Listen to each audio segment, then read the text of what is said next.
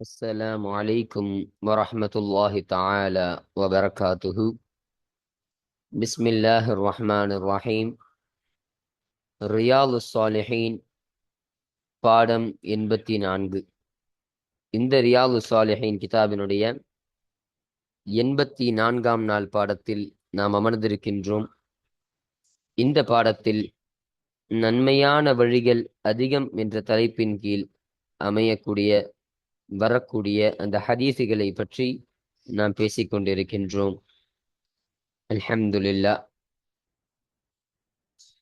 நம்முடைய ஜாமியா ரகீப் எஜுகேஷனல் ட்ரஸ்டின் மூலமாக பல தீன் சம்பந்தப்பட்ட சேவைகளையும் பல துன்யா சம்பந்தப்பட்ட சேவைகளையும் நாம் செய்து கொண்டிருக்கின்றோம்.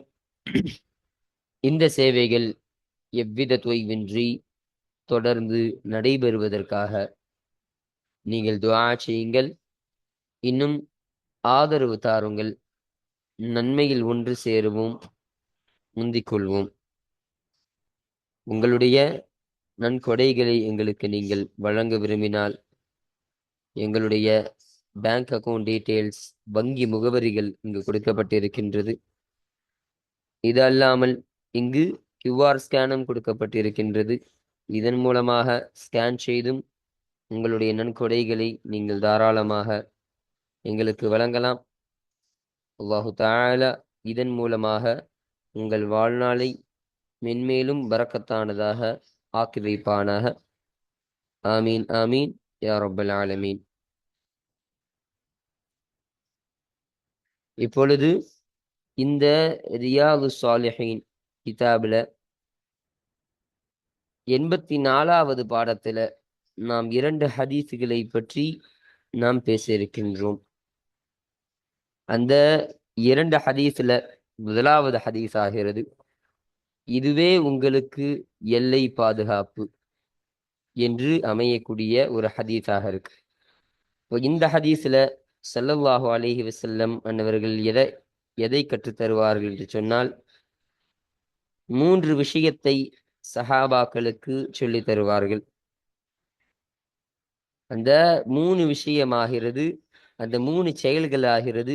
அதை கொண்டுதான் அல்லாஹு தஆலா பாவங்களை மன்னிக்க கூடியவனாக இருக்கிறான். அதை கொண்டுதான் உங்களுடைய தர்ஜாக்களை உயர்த்தக்கூடியவனாக இருக்கிறான், உங்களுடைய அந்தஸ்தை உயர்த்தக்கூடியவனாக இருக்கிறான். அப்போ உங்க பாவம் மன்னிக்கிறதுக்கும் உங்களுடைய தர்ஜாக்கள் தரங்கள் உயர்வதற்கும் இந்த 3 செயல்கள் உங்களுக்கு உதவியாக இருக்கும் என்பதாக சொல்லி இந்த 3 செயல்களை சொன்னாங்க. முதலாவது என்னன்னா, கஷ்டமான ஒரு காலத்திலும், ரொம்ப கஷ்டமான சிரமமான ஒரு காலத்திலும் ஒரு சூழ்நிலையிலும் உது செய்யும் பொழுது பரிபூர்ணமான உதுவை செய்வது, இது முதலாவது காரியம். இரண்டாவது காரியம், பள்ளிவாசலின் பக்கம் நோக்கி செல்லக்கூடிய, நடந்து செல்லக்கூடிய அதிகமான கால் எட்டுக்கள், இந்த கால் எடுத்து வைக்கிறோமா இல்லையா, ஒவ்வொரு அடி, அந்த கால் எட்ட சொல்றாங்க, அதிகமாக இருக்கக்கூடிய அந்த கால் எட்டு, இது இரண்டாவது செயலாக இருக்கு. மூணாவது செயல், ஒரு தொழுகைக்கு பின்பு இன்னொரு தொழுகைக்காக வேண்டி காத்திருக்கக்கூடிய அந்த நிலை. அப்போ அந்த காத்திருப்பது, இந்த 3 விஷயமும் அல்லாஹ்விடத்துல உங்களுக்கு உங்களுடைய பாவங்களை மன்னிக்கக்கூடியதா இருக்கு, உங்களுடைய அந்த தரத்தை, அந்த தரஜாவை உயர்த்தக்கூடியதாகவும் இருக்கு. இன்னும் இதுவே உங்களுக்கு எல்லை பாதுகாப்பு என்பதாக சொன்னார்கள். இதுதான் இந்த ஹதீஸ் மூலமாக ஸல்லல்லாஹு அலைஹி வஸல்லம் அவர்கள் நமக்கு கற்றுத் தருகிறார்கள். அப்போ இந்த ஹதீஸினுடைய அந்த கூடுதல் விளக்கம், இந்த இதுவே உங்களுக்கு எல்லை பாதுகாப்புன்னு சொன்னாங்க, அது எல்லை பாதுகாப்புனா என்ன, அது எதற்காக வேண்டி சொன்னார்கள் என்ற அந்த செய்தியெல்லாம், அந்த கூடுதல் விளக்கத்தை எல்லாம் நாம் இப்பொழுது இந்த ஹதீஸ் வாசிக்கும் பொழுது இன்ஷா அல்லாஹ் நாம் பார்ப்போம். அல்ஹம்துலில்லாஹ். இப்போ இரண்டாவதாக இடம்பெறக்கூடிய ஹதீஸு, சுபுஹும் அசரும் தொழுதால் என்ற தலைப்பின் கீழ் நாம் அமைத்திருக்கின்றோம். இப்போ இந்த ஹதீஸ்ல ஸல்லல்லாஹு அலைஹி வஸல்லம் அவர்கள் சொல்ல வரக்கூடிய அந்த விஷயம் என்னன்னு சொன்னா, குளிராக இருக்கக்கூடிய 2 சூழ்நிலை. அப்போ சுபுகுடைய நேரம், அந்த அசருடைய நேரம் ரொம்ப குளிராக இருக்கும், கிளைமேட் ரொம்ப ரொம்ப கூலா இருக்குமா இல்லையா, அந்த ஒரு சூழ்நிலையில அதன் காரணமாக அந்த சுபஹ் தொழுகையும் அசரு தொழுகையும் ஒருவர் தொழுதால் என்று சொன்னால் அவர் சுவனத்தில் நுழையக்கூடியவராக இருக்கிறார். அவருக்கு அல்லாஹு தஆலா சுவனத்தையே வழங்கக்கூடியவனாக இருக்கிறான் என்ற ஒரு செய்தியை இந்த ஹதீஸின் மூலமாக ஸல்லல்லாஹு அலைஹி வஸல்லம் என்பவர்கள் நமக்கு கூறி தருவார்கள். அப்போ இதை பற்றி தான் இந்த ஹதீஸ்ல பேசுறாங்க. அப்போ இதனுடைய கூடுதல் விளக்கத்தையும் அந்த தர்ஜுமாக்களையும் நம்ம இந்த ஹதீஸ் இப்பொழுது வாசிக்கும் பொழுது நாம் பார்ப்போம். அப்போ இன்றைய பாடத்துல இந்த 2 ஹதீஸு குறித்தான அந்த விஷயங்களை பற்றி மட்டும்தான் நாம் பேச இருக்கின்றோம். அல்ஹம்துலில்லாஹ். இப்போ நம்ம கிதாபை பார்ப்போம். 131வது ஹதீஸ். இந்த ஹதீஸானது இந்த ரியாது ஸாலிஹீன் கிதாபில் பதிவு செய்யப்படக்கூடிய அந்த ஹதீஸினுடைய வரிசையின் பிரகாரம் இது 131வது ஹதீஸாக இது இருக்கின்றது என்பதை நமக்கு சொல்றாங்க. அல் ஹாமிஸ் ஆஷர, இன்னும் இதுவாகிறது 15வது ஹதீஸாக இது இருக்கின்றது. அப்போ இந்த நன்மையான வழிகள் அதிகம் என்ற தலைப்பின் கீழ் அமையக்கூடிய பதிவு செய்யப்படக்கூடிய அந்த ஹதீஸுகளுடைய வரிசையில இது 15வது ஹதீஸாக இது இருக்கு என்ற செய்தியும் இங்க நமக்கு பதிவு செய்யறாங்க. அன்ஹு, இந்த ஹூடைய லமீரும் இதற்கு முன்னதான ஹதீஸை அறிவித்த அந்த அபூதர் ரலியல்லாஹு அன்ஹு அவர்களை பார்த்து தான் போகுது. அப்போ அபூதர் ரலியல்லாஹு அன்ஹு அவர்களை தொட்டும் அறிவிக்கப்படக்கூடிய ஹதீஸாக இந்த ஹதீஸானது இருக்கின்றது. கால, அந்த அபூதர் ரலியல்லாஹு அன்ஹு சொன்னார்கள், கால ரசூலுல்லாஹி ஸல்லல்லாஹு அலைஹி வஸல்லம், அல்லாஹுடைய தூதர் ஸல்லல்லாஹு அலைஹி வஸல்லம் அவர்கள் சொன்னதாக அபூதர் ரலியல்லாஹு அன்ஹு சொன்னார்கள். அப்போ ஸல்லல்லாஹு அலைஹி வஸல்லம் அவங்க சொல்றாங்க, அலா அதுல்லுக்கும், உங்களுக்கு நான் அறிவித்து தர வேண்டாமா, அலா மா யம்ஹுல்லாஹு பிஹில் ஹதாயா, எந்த ஒன்றை கொண்டு அல்லாஹு தஆலா பாவங்களை அழிப்பானோ அந்த ஒரு காரியத்தின் மீது உங்களுக்கு நான் அறிவித்து தர வேண்டாமா. இன்னும் வயர்ஃபஉ பிஹித் தரஜாதி, எந்த ஒன்றை கொண்டு அல்லாஹு தஆலா அந்தஸ்துகளை உயர்த்துவானோ அந்த ஒரு செயலை குறித்தும் உங்களுக்கு நான் அறிவித்து தர வேண்டாமா அப்படின்னு ஸல்லல்லாஹு அலைஹி வஸல்லம் கேட்கறாங்க. சஹாபாக்களபா சொல்றாங்க, பாவங்கள்லாம் இருக்குதா இல்லையா, அந்த பாவங்களை எல்லாம் அல்லாஹு தஆலா ஒரு செயலை கொண்டு அழிக்கக்கூடியவனா இருக்கிறான். பாவங்கள் அழிக்கிறது மட்டும் கிடையாது, உங்களுடைய அந்தஸ்துகளை தர்ஜாக்களை அல்லாஹு தஆலா உயர்த்தக்கூடியவனா இருக்கிறான் இல்லையா, அந்த உயர்த்துதல் என்ற அந்த ஒரு செயலும் அந்த செயலின் மூலமாக அல்லாஹு தஆலா உயர்த்தி தரக்கூடியவனா இருக்கிறான்.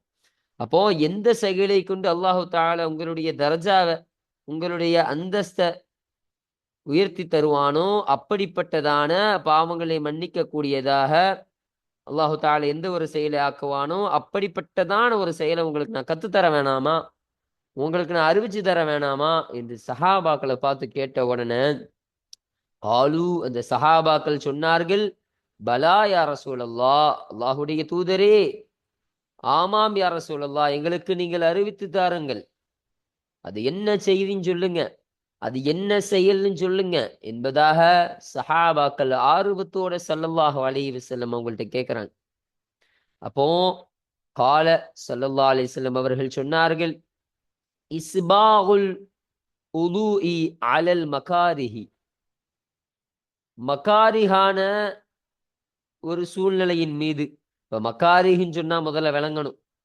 அப்போ மகாரிஹ்னா வெறுக்கக்கூடியது, அப்படிதான் அந்த மக்காரி என்ற வார்த்தைக்கு அர்த்தம், வெறுக்கக்கூடியவைகள் அப்படின்னு அர்த்தம்.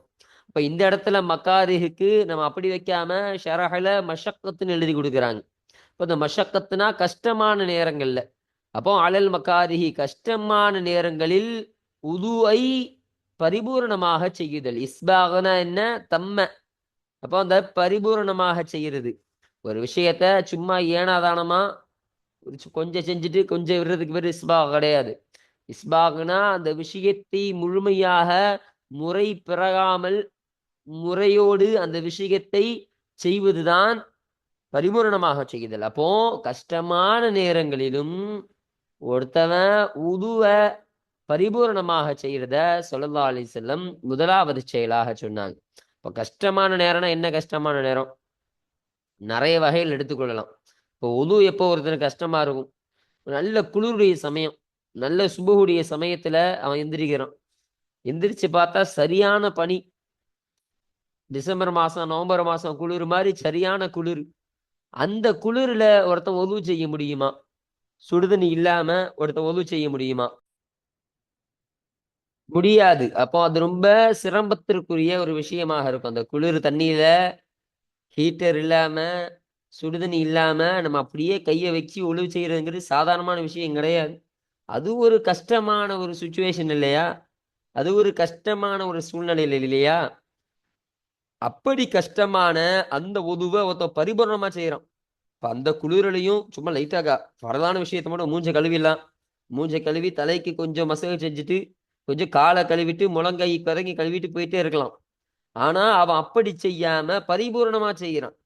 தன்னுடைய மணிக்கட்டை கழுவுறான், வாயை கொப்பளிக்கிறான், நாசிகளுக்கு தண்ணி செலுத்துறான், மூஞ்சி கழுவுறான், கை முழங்கை வரைக்கும் கழுவுறான், முழங்கால் வரைக்கும் கழுவுறான், தலையில் மசாஜ் செய்யறான், காதில் மசாஜ் செய்து கொள்கிறான்.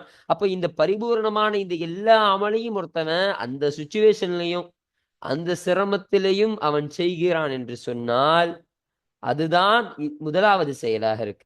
அப்ப இந்த ஒரு செயலுக்கு தான் அல்லாஹு தஆலா பாவத்தை மன்னிக்கக்கூடியவனாக இருக்கான், பாவங்களை அழிக்கக்கூடியவனாக இருக்கிறான், இன்னும் தரஜாக்களை அந்தஸ்துகளை உயர்த்தி தரக்கூடியவனா இருக்கிறான். அப்ப இந்த செயல் செய்யறது மூலமா அல்லாஹு தஆலா உங்க பாவத்தையும் மன்னிக்கிறான், உங்களுக்கு தரஜா உங்களுடைய அந்தஸ்தையும் அல்லாஹு தஆலா கூட்டி தருகிறான் என்பதை ஸல்லல்லாஹு அலைஹி வஸல்லம் அவர்கள் முதலாவது விஷயமாக இந்த காரியத்தை சொன்னாங்க. இரண்டாவது விஷயம் வகஸரத்துல் ஹுதா இலல் மசாஜிதி, பள்ளி வாசல்களின் பக்கம் காலடிகளை அதிகப்படுத்துவது. அப்போ அதிகமான காலடிகளை கொள்வது. இப்ப அதிகமான காலடினா என்ன? பள்ளியாசலுக்கு ஒருத்தவன் இப்பெல்லாம் நிறைய பேர் பார்த்தா பள்ளியாசலுக்கே கார்ல தான் போறாங்க. இப்ப பள்ளிவாசலுக்கே பைக்ல போகக்கூடிய ஒரு சுச்சுவேஷன். மக்கள் சோம்பேறியாக இருக்கக்கூடிய ஒரு காலத்துல நம்ம சிக்கி கொண்டோம். அல்லாஹு தஆலா அப்படிப்பட்ட ஒரு சூழ்நிலை விட்டும் நம்மை பாதுகாப்பானாக. அப்போ அப்படி இருக்கக்கூடிய இந்த காலகட்டத்துல நமக்கெல்லாம் வாகன வசதி என்பது சாதாரணமான விஷயம். எல்லார் வீட்லயும் இப்ப வண்டி இருக்குது. அட்லீஸ்ட் சைக்கிளாச்சும் ஒருத்த வீட்டுல இருக்கும், எவ்வளவு பெரிய ஏழையா இருந்தாலும் சரி. அப்ப அப்படிப்பட்ட ஒரு சூழ்நிலை நம்ம இருக்கிறோம். அப்படி இருந்தாலும் கூட காலடிகளால் அவன் அதிகமானதாக போறான். அப்ப காலடிகளா அதிகமாக போறதுன்னா என்ன அர்த்தம்? காலடியை கொஞ்சம் கம்பியே மெதுவா நடந்து போறதா? மெதுவா நடந்தா நிறைய அடிகள் வருமே அப்படின்னு சொல்ல வராங்களா? அப்படி கிடையாது. எந்த அளவிற்கு அவன் தூரமாக நடக்கின்றானோ, இப்போ வீட்டுல இருந்து அவன் பள்ளி ரொம்ப தூரமா இருக்கு, கொஞ்சம் தூரம், ஒரு கிலோமீட்டர் 1.5 கிலோமீட்டர் இருக்கு, நடந்தே அவன் போறான். இப்போ அந்த நடப்பதன் மூலமா அவனுடைய காலடிகள் அதிகமாகுதா இல்லையா? இந்த கால் வைக்கக்கூடிய ஒவ்வொரு கால் எட்டு, ஹுத்தானா 8, கால் 8ன்னு அர்த்தம். அந்த கால் 8 வைக்கிறான் இல்லையா? அந்த கால் 8 அதிகமாகக்கூடிய அந்த செயலாகிறது. அந்த செயலுக்கும் அல்லாஹு தஆலா பாவங்களை அழிக்கக்கூடியவனாக இருக்கிறான், தரஜாக்களை உயர்த்தக்கூடியவனாக இருக்கான். அப்ப இந்த செயல் மூலமாக அல்லாஹு தஆலா உங்க பாவத்தையும் மன்னிக்கிறான், உங்க அந்தஸ்தையும் அல்லாஹு தஆலா கூட்டி உங்களை பெரிய ஒரு தரஜாவில் அல்லாஹு தஆலா அமரச் செய்கிறான் என்ற இந்த இரண்டாவது விஷயம். இந்த விஷயத்தை ஸல்லல்லாஹு அலைஹி வஸல்லம் இரண்டாவது விஷயமாக சொல்லி காட்டினார்கள். இரண்டாவது செயலுதான். அப்போ அடுத்தபடியாக இறுதியாக மூன்றாவது செயலை சொன்னாங்க. வந்திலாரு ஸலாத்தி பஅத ஸலாத்தி, ஒரு தொழுகைக்கு பின்பு இன்னொரு தொழுகைக்காக எதிர்பார்த்திருப்பது. அப்போ ஒரு தொழுகை முடிஞ்சு அவன் உட்கார்ந்து இருக்கிறான். தொழுகை முடிஞ்சு உட்கார்ந்து மறு தொழுகைக்காக வேண்டி அவன் காத்து கொண்டு இருக்கிறான். தொழுகை நடைபெறும் பொழுது அடுத்த தொழுகையை நம்ம தொடருவோம் அப்படின்னு அந்த இரண்டு தொழுகைக்கும் மத்தியில அவன் காத்து இருக்கிறானா இல்லையா, வெயிட் பண்றானா இல்லையா? அவன் நினைச்சா உடனே தொழுதுட்டு போயிடலாம். ஒரு தொழுகை முடிச்சு அடுத்த தொழுகை முடிச்சுட்டு உடனே போயிடலாம். ஆனா அந்த ஜமாத்தை கிடைக்க வேண்டும் என்பதற்காகவும் ஒரு சில காரணங்களுக்காக அந்த தொழுகைக்காக வேண்டி அவன் வெயிட் பண்றான், காத்திருக்கிறான்னு சொன்னா அந்த செயலும் ரொம்ப அல்லாஹ்விடத்தில் நன்மையை பெற்றுத்தரக்கூடியதாக இருக்கு. பாவங்களை அது அழிக்கக்கூடிய செயல்களிலிருந்து ஒரு செயலா இருக்கு. இன்னும் அல்லாஹு தஆலா இதன் மூலமாக அந்தஸ்துகளை உயர்த்தி தருகிறான். அப்போ இந்த செயல் மூலமாக இப்போ 3 விஷயம். ஒதுவ கஷ்டமான காலத்துல சரியாக பரிபூர்ணமாக செய்கிறது. ரெண்டாவது, பள்ளிவாசலின் பக்கம் பள்ளிவாசல்களுக்கு நடக்கும் பொழுது அடிகளை கால் எட்டுகளை அதிகமாக்குதல் என்ற இந்த செயலும். மூன்றாவது, ஒரு தொழுகைக்கு பின்னர் இன்னொரு தொழுகைக்காக வெயிட் பண்றது, காத்துக்கிட்டு இருக்கிறது என்ற இந்த 3 செயலின் மூலமாக தான் அல்லாஹு தஆலா உங்கள் பாவங்களை அழிக்கக்கூடியவனாகவும் இருக்கிறான். இந்த 3 செயல் மூலமாக தான் அல்லாஹு தஆலா உங்கள் தரஜாக்களை, உங்கள் அந்தஸ்துக்களை உயர்த்தக்கூடியவனாகவும் இருக்கின்றான் என்ற ஒரு விஷயத்தை இதன் மூலமாக பதிவு செஞ்சு இறுதியாக ஒரு விஷயத்தை சொன்னாங்க. ஃபதாலிகுமுர் ரிபாத்து, எனவே இவைகள் ஆகிறது அர்ரிபாத்து, பாதுகாப்பாக இருக்கின்றது. அப்ப ரிபாத்துன்னு சொன்னா எல்லை பாதுகாப்புன்னு சொல்லலாம். அப்போ எல்லை காவலர்கள்லாம் எதிரிகளை ஊடுருவதை விட்டும் இந்த நாட்டையும் நாட்டு மக்களையும் காப்பாற்றுவது போல, அப்போ இந்த நாட்டையும் நாட்டு மக்களையும் அந்த எதிரிகள் இந்த நாட்டுக்குள்ள வராம எப்படி பாதுகாத்து இருக்கிறார்களோ, அதுபோல இந்த 3 காரியங்களும் ஷைத்தானின் வஸ்வாசைகளை விட்டும் ஷைத்தானின் ஊடுருவல்களை விட்டும் மனிதர்களின் நப்சை பாதுகாக்கிறது என்பதாக நமக்கு ஷரஹ்ல இந்த விளக்கத்தை தராங்க. அப்போ இப்படிப்பட்ட அர்த்தத்திற்கு தான் இந்த ரிபாத் என்பது அமையக்கூடியதாக நமக்கு இருக்கின்றது. அப்போ இதுதான் இந்த 131வது ஹதீஸ். ரவாஹு முஸ்லிம். இந்த ஹதீஸினை இமாம் முஸ்லிம் ரஹ்மத்துல்லாஹி அலைஹி அவர்கள் அறிவித்தார்கள். அப்போ இந்த ஹதீஸானது இந்த அதிகமான நன்மையான வழிகள் அதிகம் என்ற தலைப்பின் கீழ் அமைவதற்கான காரணம் என்னவென்று சொன்னால், ஸல்லல்லாஹு அலைஹி வஸல்லம் அன்னவர்கள் ஒரு ஈஸியான ஒரு 3 அமலை சொல்லி தராங்க. இந்த அமலை செய்யறது மூலமா அல்லாஹ்விட்ட உங்களுடைய பாவங்களை மன்னிக்கக்கூடியவனா இருக்கிறான், உங்களுடைய தரஜாவை, உங்களுடைய அந்தஸ்தை உயர்த்தக்கூடியவனா இருக்கிறான்னு ஸல்லல்லாஹு அலைஹி வஸல்லம் சொன்னாங்களா இல்லையா? இப்போ அந்த 3 செயலும் நம்ம பார்த்தாச்சு. இந்த 3 செயலு ஒரு சாதாரணமான விஷயம் தான், ஆனா அதற்கு அவ்வளவு நன்மைகள் இருக்கின்றது என்ற அந்த நன்மைகளை பெறுவதற்கான ஒரு வாய்ப்பை, ஒரு எளிய வழிய ஸல்லல்லாஹு அலைஹி வஸல்லம் அவர்கள் இந்த ஹதீஸ் நமக்கு கற்றுத்தராங்களா இல்லையா? அப்போ அந்த கற்றுத்தருவதற்காக தான் இந்த ஹதீஸானது இந்த நன்மையான பாதைகள் அதிகம் என்ற தலைப்பின் கீழ் இது அமையக்கூடியதாக, பதிவு செய்யப்படக்கூடியதாக இருக்கின்றது என்பதை நாம் விலகி வைத்துக் கொள்ள வேண்டும். இன்னும் நாம் மேல சொல்லப்பட்ட மாதிரி இதுவே உங்களுக்கு எல்லை பாதுகாவலாக இருக்கின்றது. எல்லை பாதுகாவல் என்ற தலைப்பின் கீழ் இந்த ஹதீஸானது அமையக்கூடியதாக இது இருக்கின்றது. அப்போ 131வது ஹதீஸு நம்ம பார்த்து நிறைவு செஞ்சாச்சு. அடுத்தபடியாக இந்த 132வது ஹதீஸ் நம்ம பார்ப்போம். இப்போ ரியாது ஸாலிஹீன் பாடத்துல பதிவு செய்யப்படக்கூடிய ஹதீஸ்ல இது 132வது ஹதீஸாக இது இருக்கு. இந்த ஹதீஸு அஸ்ஸாதிஸ் அஷர, இன்னும் இது 16வது ஹதீஸாக இது இருக்குன்னு சொல்றாங்க.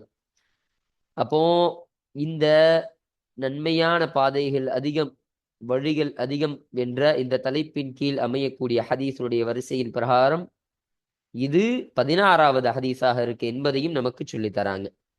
இப்போ இந்த ஹதீஸு யாரை தொற்றும் அறிவிக்கப்படக்கூடியதாக இருக்கின்றது என்று பார்க்கும் பொழுது, அன் அபி மூசா அல் அஷ்அரி ரலியல்லாஹு அன்ஹு, அஷ்அரி கோத்திரத்தை சார்ந்த அபு மூசா ரலியல்லாஹு அன்ஹு அவர்களை தொற்றும் அறிவிக்கப்படக்கூடிய ஒரு ஹதீஸாக இது இருக்கின்றது. அப்போ இந்த 132 ஹதீஸ் நம்ம பார்த்தோமா இல்லையா? இதனுடைய அறிவிப்பாளர் யாரு? அபூதர் ரலியல்லாஹு அன்ஹு இருந்தாங்க. இப்ப இதற்கு முன்னதாக சொல்லப்பட்ட எக்கச்சக்கமான ஒரு 10-15 ஹதீஸுகள் எல்லாம் அறிவித்தது அபூதர் ரலியல்லாஹு அன்ஹு அன்னவர்களாக இருக்கிறாங்க, தொடர்ச்சியா அறிவிச்சிருக்காங்க. அப்போ இந்த ஹதீஸ்ல இருந்துதான் இந்த அபு மூசா ரலியல்லாஹு அன்ஹு அன்னவர்கள் வராங்க. சரிங்களா? ரலியல்லாஹு அன்ஹு அவர்களை தொட்டும் அல்லாஹு தஆலா பொருந்திக் கொள்வானாக. கால, அபு மூசா ரலியல்லாஹு அன்ஹு அன்னவர்கள் சொன்னார்கள், கால ரசூலுல்லாஹி ஸல்லல்லாஹு அலைஹி வஸல்லம், அல்லாஹுடைய தூதர் ஸல்லல்லாஹு அலைஹி வஸல்லம் அவர்கள் சொன்னதாக அபு மூசா அல் அஷ்அரி ரலியல்லாஹு அன்ஹு சொன்னாங்க. அப்ப ஸல்லல்லாஹு அலைஹி வஸல்லம் சொல்றாங்க, மன் ஸல்லல் பர்தைனி, யார் ஒருவர் ஸல்லல் பர்தைனி குளிரான 2 நேரங்களில் தொழுவாரோ, தகலல் ஜன்னத, அவர் சுவனத்தில் நுழைந்து விடுவார் என்று ஸல்லல்லாஹு அலைஹி வஸல்லம் அவர்கள் சொன்னார்கள். அப்போ குளிரான 2 நேரம், குளிரான 2 நேரம் என்ன சொல்ல வராங்க இங்க? ஃபஜரையும் அசரு தொழுகையும் சொல்றாங்க. அப்ப சுபு தொழுகையும் அசரு தொழுகையும் இது ரெண்டுமே ஒரு குளிருக்குரிய ஒரு நேரம். ஒரு நைட்டு முடிஞ்சு அந்த விடிய காலம் வருதா இல்லையா? அந்த விடிய காலையில கொஞ்சம் குளிர் அதிகமா இருக்கும்.